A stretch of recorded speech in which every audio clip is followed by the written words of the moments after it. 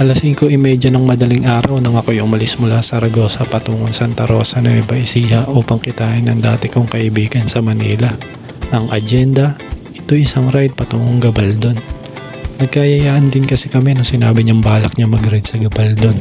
Although di na bago sa akin tong ride na to dahil minsan na din ako nakapag-solo ride doon. Napagpasyahan ko na din na samahan siya since malapit-lapit lang din naman ako sa ruta na madadaanan niya. Oo nga eh. Akala ko alas 6 ka lang dito kaya umalis ako 5:30. Di pa ako nakapag-gloves yan. Ano ba tayo ko na wait lang, yun ako yung interview. 5:30 at ako dito, wala pa. Bilis ang biyahe ko eh. Bilis? Sandaan na ito atakbo ko dito. At eto na nga, paalis na din after makonect ng intercom. Malaking bagay din kasi yung nakakapag-usap kayo habang bumibiyahe. Kung dinggalan niya, pwede pa tayo magdinggalan eh. Sige. Ayun, 44 kilometers lang. Sige. Hindi bali mula Santa Rosa, dito na kami dumaan pa Port Magsaysay. Para sa akin kasi mas mabilis dito kumpara kung iikot pa kaming Cabanatuan at Palayan. Habang bumabiyahe, di ko na namalayan ang unti-unting pagtaas ng araw dahil sa kwentuhan at kamustahan namin. Halos 14 years din kasi kami di nagkita nito simula nung nasa Manila pa kami gawa ng kanya-kanyang trabaho. Ako dito sa Pilipinas, siya doon sa abroad. Yes, oo, isa siyang OFW. Di bali 7 months na siyang dito sa Pinas after matapos ng uling kontrata niya. Sa ngayon ini-enjoy niya na lang muna dito habang inaasikaso ang panibagong kontrata sa labas ng bansa. Kaya ayun, nauwi sa bigla ang gala ang trip niya. At eto na nga, di pa kami nakakalayo sa Port Magsaysay nang di inaasahan na mahinto kami gawa ng problema sa motor niya. Medyo malawag pala yung tornilyo sa windshield niya kaya hindi naigpitan. Okay din naman kaya nagpatuloy na kami. Ayun.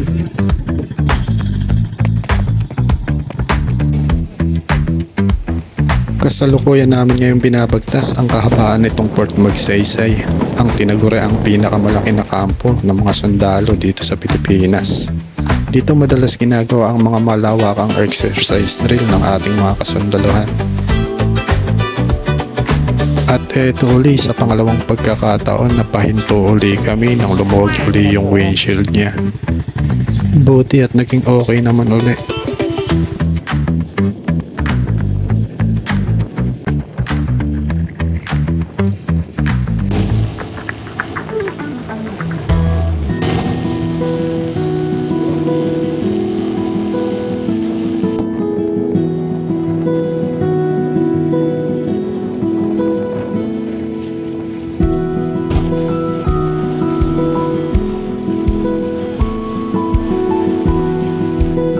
Isa sa mga nagustuhan ko sa daan na to ay ang mga natural view na matatanaw mo mula dito. Tulad ng magandang sunrise sa likod ng mga kabundukan ng Sierra Madre. Napahinto na nga din kami parang pagmasdan ang ganda ng tanawin dito.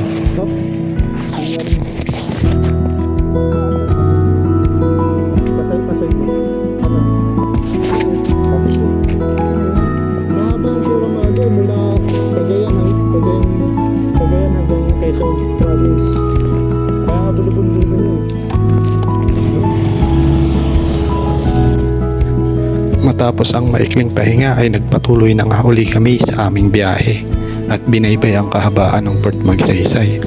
Kapansin-pansin din talaga ang mga tanawin dito dahil sa taas ng kalsada. Tanaw na tanaw mo talaga ang mga nagtataasang mga bundok at malalawak na lupain ng Nueva Ecija.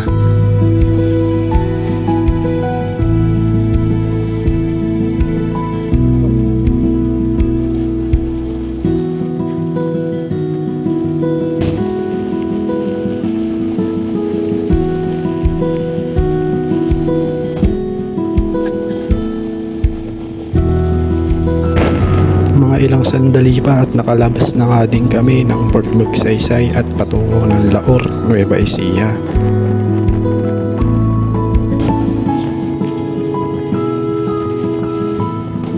At Nandito na nga kami sa kalsadang patungong Gabaldon.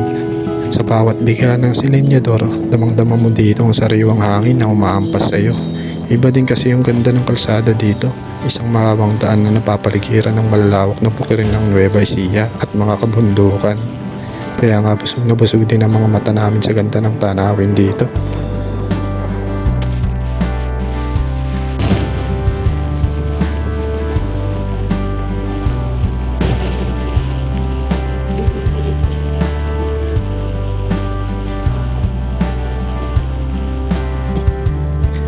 Bago namin marating ang arko ng Gabaldon, napahinto na nga din kami sa tulay na to para pagmasdan ng view ng mga kabundukan at ilog.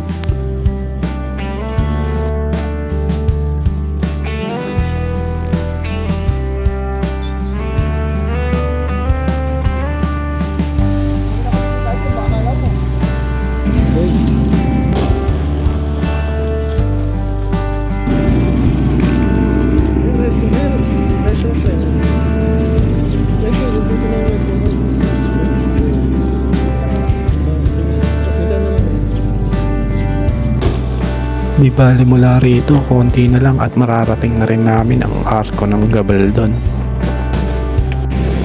At sa wakas, nandito na kami sa Gabaldon, isa sa mga dinadayong lugar ng mga riders dahil sa ganda ng tanawin na makikita mo dito. Pansin nyo din dito na madaming nag-i-stop over talaga dahil isa ito sa mga landmark ng Gabaldon. Nakakamangha lang din dahil yung mga bundok ng Sierra Madre na natatanaw mo lang dati sa malayo ay halos kitang-kita mo na mula dito. Talagang worth it ang pagod sa rides kung ganito kaganda naman ang view na makikita mo. Di bali after namin magkape dito at since maaga-aga pa naman ay napagpasya na nga namin na ituloy ang biyahe pa Dingalan. Total mga 39 kilometers na lang naman ang layo mula dito sa Gabaldon at mga kulang isang oras na lang ang biyahe papunta doon. Binaybay lang namin tong kahabaan ng kalsadang nagdudugtong mula Gabaldon papuntang Dingalan. Sa mga oras na to, buti na lang at di masyado mainit gawa ng maulap na kalangitan. Dito kaliwat kanan ng mga bundok na matatanaw mo kaya mapapalingon ka talaga sa ganda ng tanawin.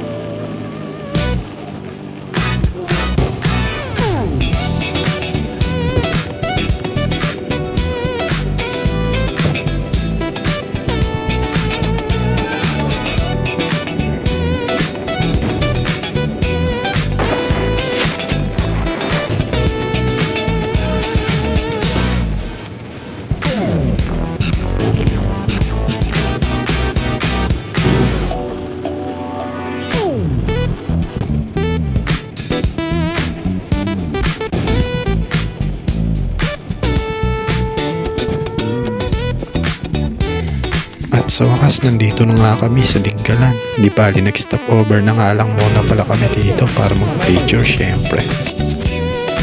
At nagpatuloy na nga din kami sa biyahe patungo sa isa sa mga tourist spot sa Dingalan. Walang iba kundi ang grotto sa ibabaw ng bundok ng Sierra Madre.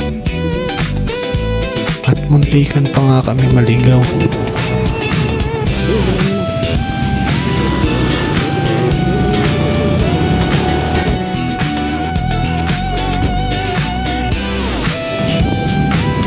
Pagdating nga dito, nagulat na nga lang din kami nang harangin kami. Yun pala, dito pala kailangan magbayad ng environmental fee na nagkakalaga ng 50 pesos kada isa. Nag-ride kayo doon? Sa kanya? Pangalan? Aba?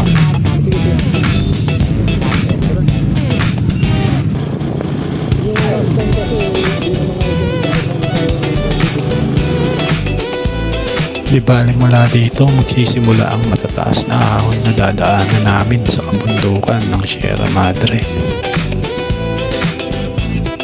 Napahinto na nga din kami sa lugar na to para pagmasdan ang magandang view ng dagat mula dito. Isa din sa magandang view spot na napuntahan namin ay ang lugar na to. Di bali need mo lang magbayad ng 20 pesos at pwede ka na mag-picture-picture sa mga view deck nila. Tanaw ang kamanghamanghang view ng Pacific Ocean.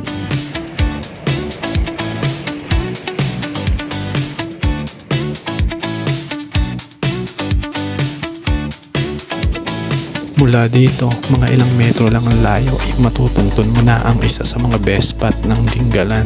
Walang iba kundi ang grotto.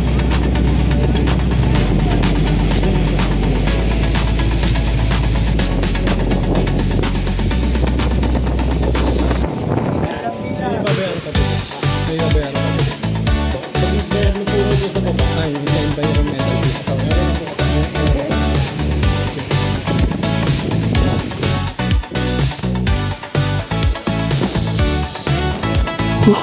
Kapagod umakyat. At sa wakas at narating na namin ang taas. Talaga namang di nakakasawa ang view ng lugar na to. Nagkataon na nga lang na malakas din ang hangin ng mga panahon na yun. Kala mo tuloy may bagyo.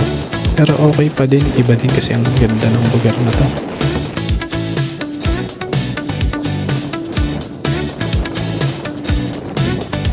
Mapapansin mo nga din dito ang mga taong nagpipicture-picture. No drone? No problem. Meron din palang mga tour guide dito na nag-aalayo man drone.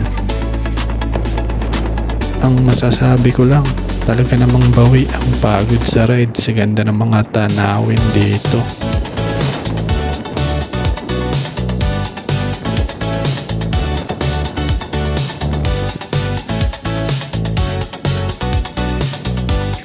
Salamat at sa uulitin, Dingalan.